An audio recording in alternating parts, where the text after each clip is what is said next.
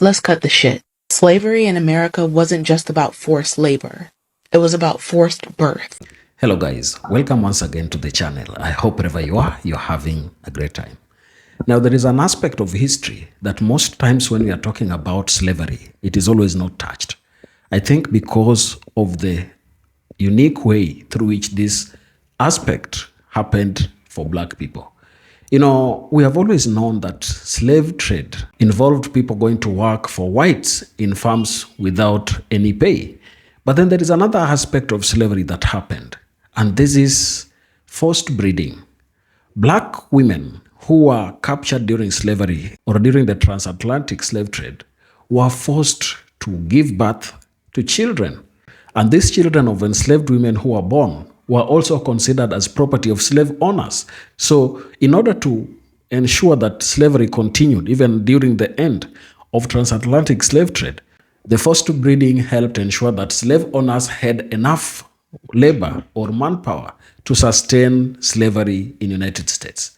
I can tell you that what black people have gone through in the United States is something that is worth talking about in every event that anybody gets. Because looking at how they are still disrespected in America, you'd think that they are the people who are offered best things in the United States. But then they are the ones who have suffered a lot for America to be what it is today. They helped in building America become what it is today. But then still, they are disrespected, and whites look at them as if they don't even deserve to be there. So I have come across some clips that I want to play for you here of black people and other creators talking about how forced breeding was used as a weapon to perpetuate slavery after the end of transatlantic slave trade. And this is something that is really sad. I bleed and I cry for my black people who are in the United States, because looking at how they are being mistreated, police brutality is still meted on them, lack of equal employment opportunities is not there for them, and this disrespect that has continued to be coming from different presidents towards them. It is really sad to hear some of the challenges that these people or their ancestors went through to be who they are today.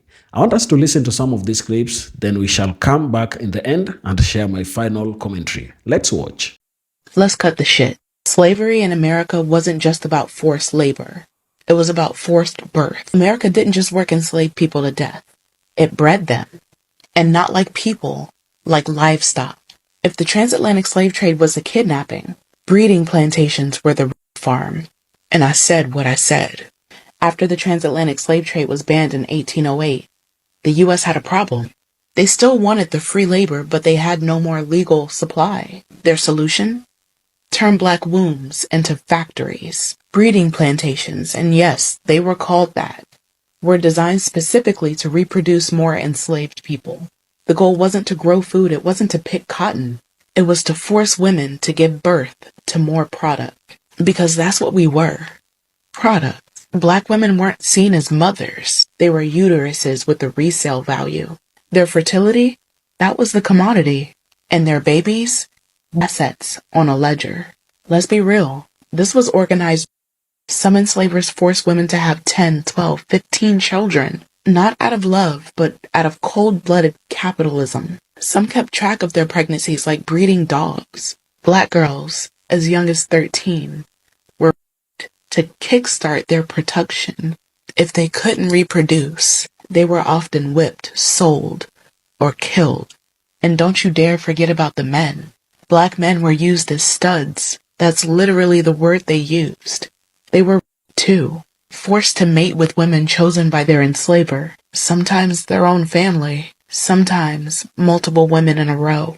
Consent was a fantasy, trauma was the norm.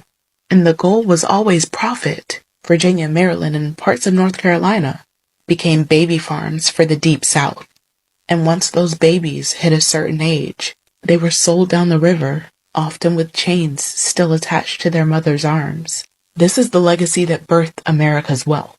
Families like the Talos, the Ball family, and others made millions off of children born from these violent systems. Wall Street was built to insure and trade these bodies. And if you're wondering why black women still aren't believed about our pain, why we're 3 times more likely to die in childbirth, this is the root. Doctors experimented on those same women without anesthesia. Gynecology was literally founded on the abuse of black wombs. So no, slavery wasn't just labor. It was a full-blown human breeding industry. And if that makes you uncomfortable, it should, because America wasn't built by accident. It was built with intentional, systemic, with generational torture passed off as policy. And the fact that you can visit some of these plantations today and see wedding venues instead of crime scenes, that tells you everything about what this country values. Not justice, not truth, just comfort for white folks. But we're not going to be quiet about it. We're not going to soften the language anymore. And we're not going to let the history die just because they're ashamed of it. This happened, and now they're going to hear about it every damn time we speak.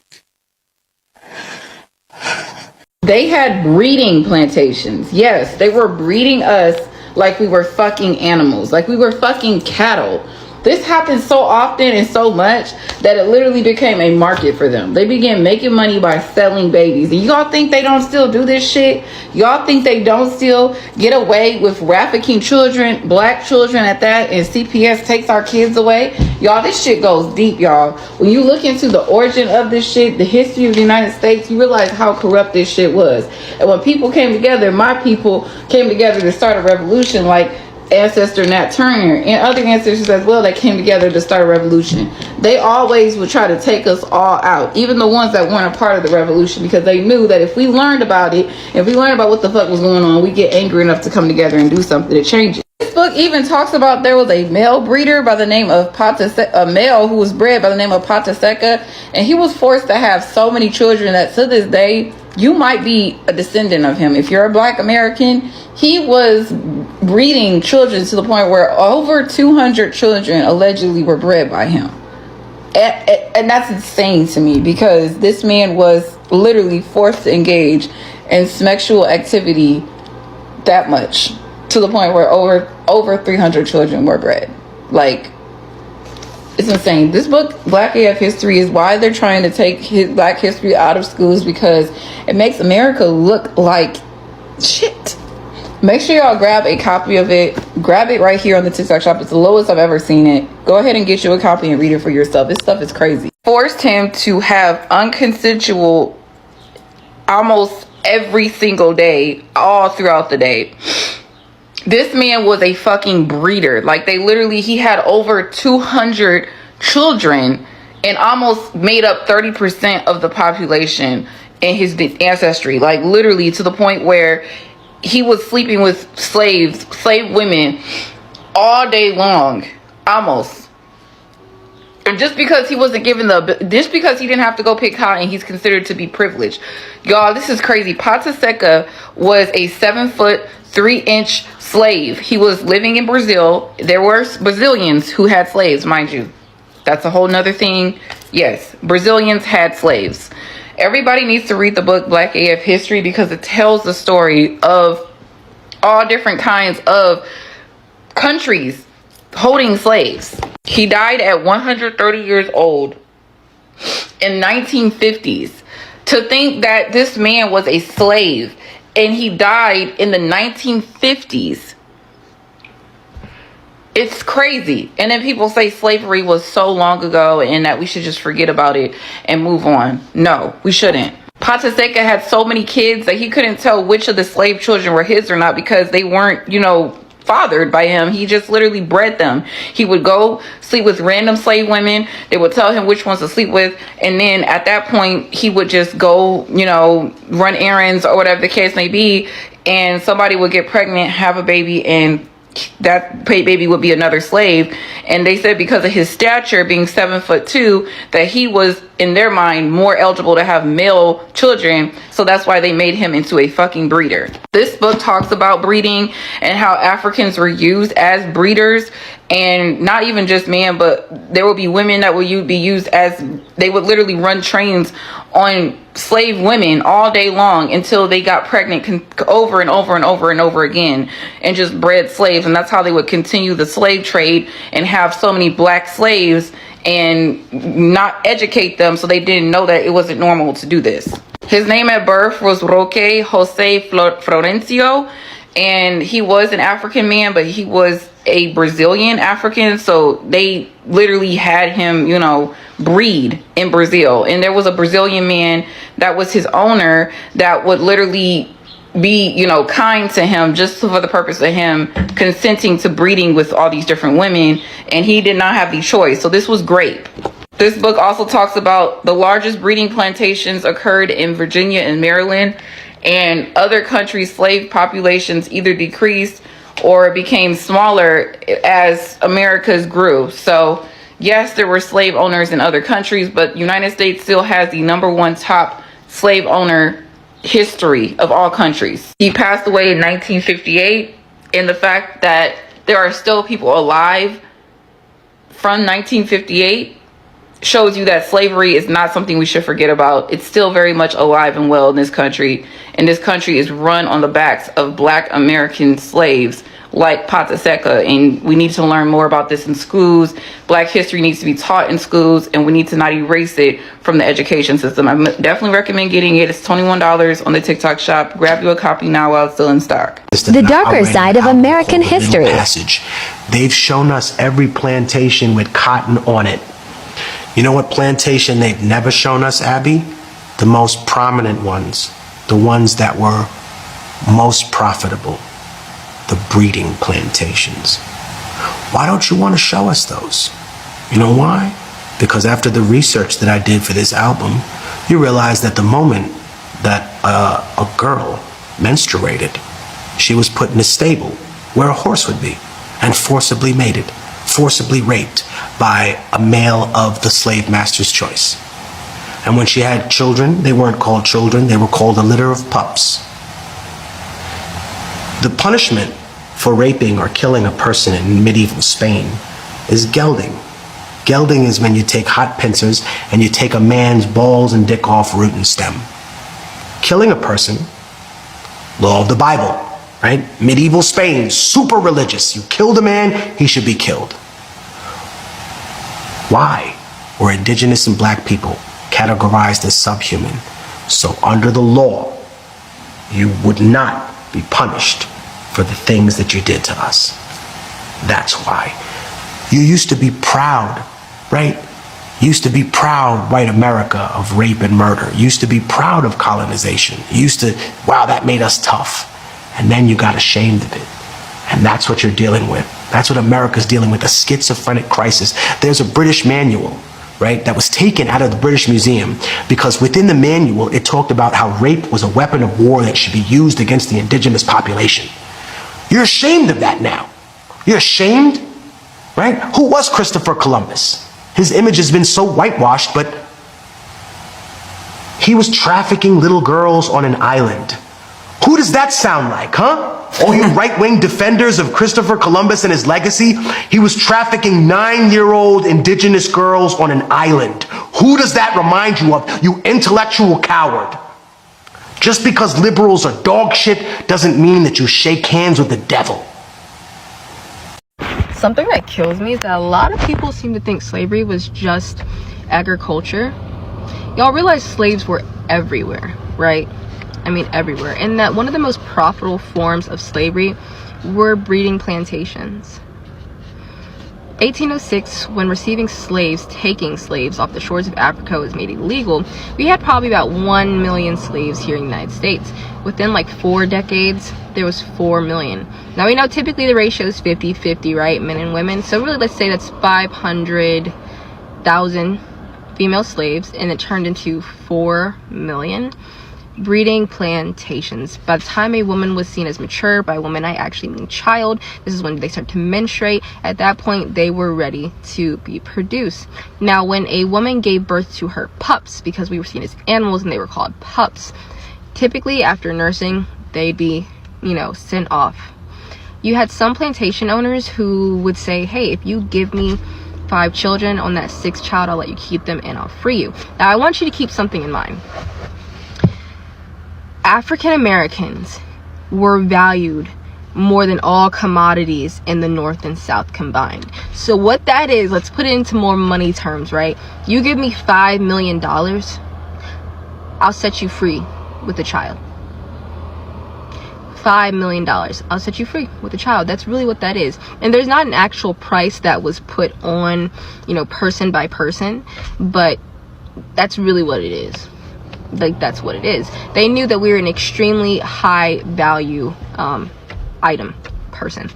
So something that's also interesting too is that the term motherfucker, where does that come from? Breeding plantations. Not only would slave owners forcibly impregnate slave women, they would also force other slaves. And in order to make sure that nobody knew, because if you saw that you were sleeping with your brother or sister, you're probably not going to be able to get an erection, they would put bags over the heads of both parties. And that's how the term motherfucker came to be. Now, something else to add on to this, because we're going to bring Christianity into the mix. Thou shalt not kill, right? But that's kill other humans. And because we were not seen as humans, it was perfectly fine to kill us. So just think about it. If you're an African American, we came from such a small group, about 350,000 people. And now look at how many there are of us. Which in my eyes is like, hey, that's a reason that we need to stop being so divisive within our own community. Because we came from such a small gathering, such a small community. We need to get back together.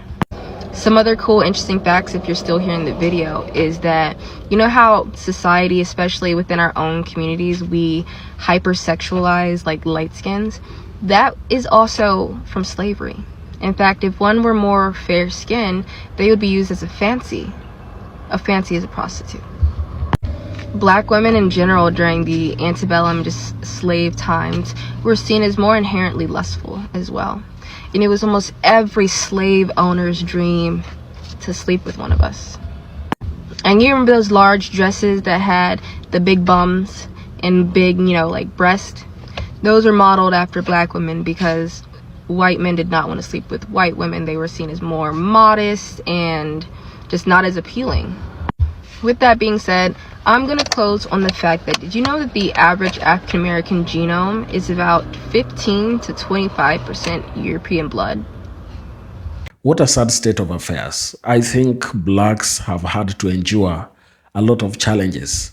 And that is why sometimes I ask myself, when talking about the Holocaust, when we are referring to the Jews, how on earth is it that we are able to recognize the challenges that whites or Jews went through during this time, but then we can't commemorate how slavery happened and the challenges that black people went through? And in fact, even during the Holocaust, there were blacks who were killed during that time, but there is no mention of them in history books. We are only focusing on white European Jews who were killed at that time. Looking at slavery again, when we try talking about reparations, some people think that black people want free money. And some of these white racists, they think that blacks do not deserve anything, or they have not done anything worthy of getting a dime from the American government. And that is where the problem begins. They don't understand their history books, because if you look at even the education system, there is a sense in which some literature is being restricted from being exposed to people, because they talk about things like critical race theory. They talk about the sufferings that blacks had to endure to make America be what it is today. They talk about how whites had become so disrespectful to blacks and the challenges and the vices that they did to make blacks people look inferior to them. This is something that I think white America must wake up to and realize that they have been wrong all this time, and they have questions to answer to black people. So, the practice of slavery in various historical contexts, particularly in the Americas during the 17th to 19th centuries, included a grim dimension where enslaved women were exploited not only for their labor, but also for their reproductive capacity to perpetuate the institution of slavery. This aspect, often referred to as forced breeding, involved the deliberate manipulation of enslaved women's reproductive lives to produce children who would be born into slavery, thereby ensuring a continuous supply of enslaved labor. Enslavers viewed this as a means to sustain and expand their workforce without relying solely on the transatlantic slave trade, especially after the legal abolition of the International slave trade in the United States in 1808. The children born to enslaved women were considered property, automatically inheriting their mother's enslaved status, which created a self-perpetuating circle of servitude that enriched slaveholders economically while dehumanizing entire communities. Forced breeding often involved extreme coercion, including sexual violence and the denial of personal agency. Enslaved women were frequently subjected to rape by enslavers, overseers, or other men with the explicit intent of producing offsprings. In some cases, enslavers paired enslaved men and women, compelling them to form unions to increase the likelihood of childbirth, regardless of the individual's consent or emotional bonds. These pairings were often strategic, with enslavers selecting individuals based on perceived physical traits, health, or strength to produce valuable offsprings. Enslaved women had little to no control over their bodies or reproductive choices, and refusal to comply could result in severe punishment, including physical abuse or separation from family. This systematic violation stripped women of autonomy and reduced them to tools of economic production, compounding the trauma of enslavement. So if you look at what women had to go through, it is really sad, I can tell you. These are some of the things that if they could happen today, the international community would be crying. And I guess because it is black people, they would not even be crying. Because look at what is happening in Gaza right now. Children are being killed, hospitals are being bombed, journalists are being killed mercilessly. The international community is there standing and watching. If this thing was happening anywhere in Africa, everybody would really be talking against African decision to do such kind of heinous crimes. But then, because they are whites, because they are Netanyahu's friends, they don't want to really support children in Gaza. And that is the same. Once they have realized that you're a minority, they feel like they are justified to do anything to you without even putting into consideration what you feel about it or what your agency is about the entire situation. And that is the same thing that happened to black people, especially black women who are forced to breed without their consent. The economic incentives behind forced breeding were significant. In the United States, after the 1808 ban on importing enslaved people, the domestic slave trade grew and the value of enslaved individuals, particularly children, skyrocketed. Enslaved children were seen as a long-term investment as they could be worked or sold for profit as they grew. Plantation records and slaveholders' correspondences reveal a cold calculus, with some enslavers explicitly discussing the breeding of enslaved women as a business strategy. For example, in the antebellum South, a healthy enslaved child could significantly increase a shareholder's wealth, and women who bore many children were often referred to as breeders, a term that stripped them of humanity and reduced them to their reproductive output. This practice was not only economically driven, but also deeply rooted in the dehumanization inherent to the slave system, where enslaved people were treated as commodities rather than human beings. Now look at what they're referring to black people as. These women were called breeders. Is there any humanity in that? They didn't have any control of their reproductive system. They didn't have ability to really make decisions as to whom they are going to give birth with or who is going to be their partner, because they were believed to be enslaved people, and therefore even their children were owned by enslavers. The psychological and social toll on enslaved women and their communities were devastating. Forced breeding fractured families, as children were frequently sold away from their mothers and relationships were disrupted by the whims of enslavers.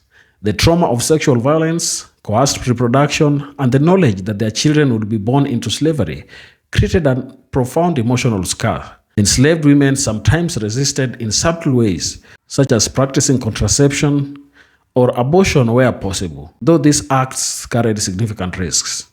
Community networks among enslaved people provided some support, with women often relying on each other for care and survival strategies, but the overarching system of control limited their ability to resist openly. The forced reproduction aspect of slavery also reinforced racial and gender hierarchies, as it perpetuated the notion that black women's bodies existed solely for the benefit of white wealth and power. The legacy of forced breeding in slavery has had lasting impacts, contributing to intergenerational trauma and shaping perceptions of race, gender, and family in post-slavery societies. Historians and scholars, drawing from narratives like those of Frederick Douglass or Harriet Jacobs, have highlighted how this practice was a stark manifestation of slavery's brutality, targeting the most intimate aspects of human life. The exploitation of enslaved women's reproductive capacity was not a peripheral aspect of slavery, but a deliberate strategy to sustain its economic and social structure. Understanding this dimension of slavery underscores the profound inhumanity of the institutions and the resilience of those who endured it, while also prompting reflection on how such historical practices continue to influence contemporary discussions about bodily autonomy, race, and systemic inequality. I think we have to really give it to black people. Even after enduring this level of suffering, especially black women, they still rose and stood and spoke where necessary. Looking at what is happening currently in America, we are wondering what is the right place of the black person, because regardless of the contributions that black have made, they are still not considered as people who are worthy of doing anything serious in the society. Some people still think that blacks don't deserve being members of the American society.